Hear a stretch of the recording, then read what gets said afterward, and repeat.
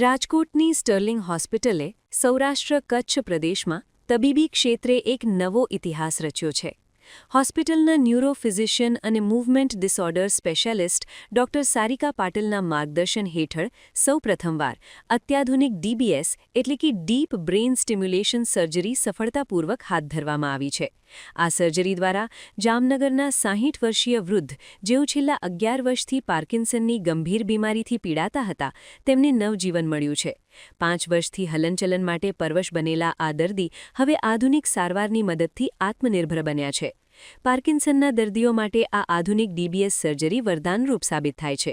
આ સફળ સર્જરી બાદ આયોજિત પત્રકાર પરિષદમાં doctor Sarika Patil, doctor Mayank Vekaria, doctor Gaurav Vadhani, doctor Mitul Kasundra અને ડોક્ટર રોશન મિસ્ત્રી સહિતના નિષ્ણાત તબીબો ઉપસ્થિત રહ્યા હતા અને આ બીમારી તેમજ તેની અદ્યતન સારવાર પદ્ધતિ વિશે વિગતવાર માહિતી આપી હતી. નમસ્કાર, હું doctor Sarika Patil, movement disorder specialist and consultant neurologist તરીકે સ્ટર્લિંગ હોસ્પિટલમાં કાર્યરત છું. અમે સૌરાષ્ટ્રમાં સર્વપ્રથમ એક અત્યાધુનિક ડીપ બ્રેઇન સ્ટિમ્યુલેશન, એક ફંક્શનલ ન્યુરોસર્જરી પાર્કિન્સન ડિસીઝ અને કે કંપવા નામક બીમારીમાં સર્વપ્રથમ કરેલી છે.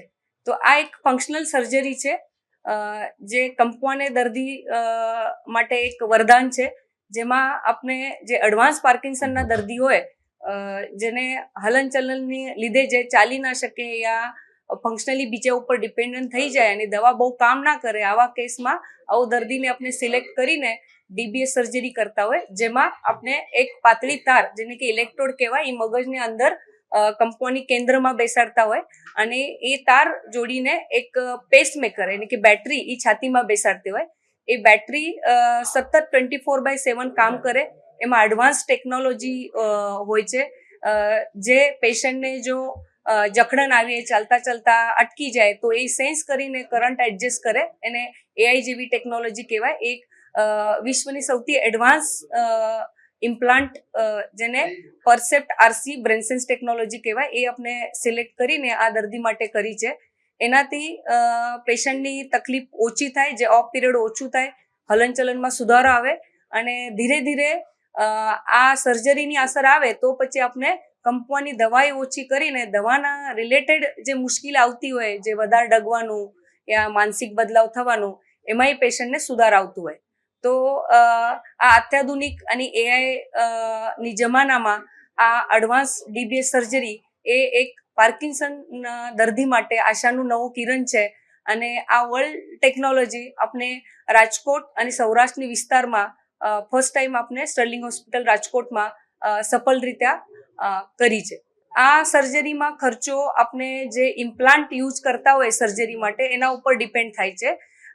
એમાં 2 પ્રકાર હોય, એક રિચાર્જેબલ અને નોન રિચાર્જેબલ.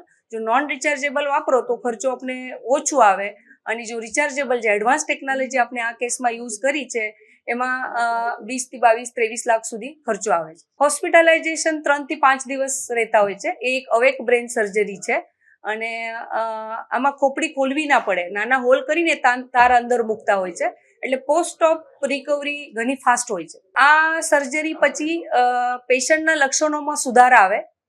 એ સર્જરી પાર્કિન્સનને મટાડી અટકાવી નથી શકતી, પણ જ્યારે દવા ઉપર મેનેજ નહીં થાય, ક્વોલિટી ઓફ લાઈફ ખરાબ થાય, ત્યારે આ સર્જરીથી આપણે 70% સુધી ગુણવત્તા આપણી લાઈફની ઇમ્પ્રૂવ થતી હોય છે.